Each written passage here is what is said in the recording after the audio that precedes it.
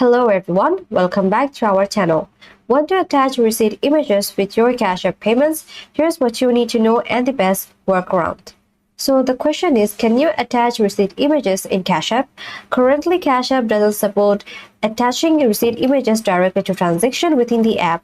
However, you can save and share receipts through other methods linked to your Cash App activity.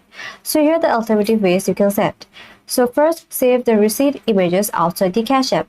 Take a photo or save the receipt on your phone or cloud storage such as Google Drive or iPhone, and then send receipt alongside with a payment request. So when requesting money or sending payment, use the for note to mention the receipt, and use a separate messaging app such as WhatsApp or email to send the actual receipt images to the payer or payee.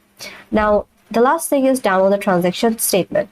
From Cash App, download your transaction history or statement as a proof of payment, then attach this file with your receipt in email or documents.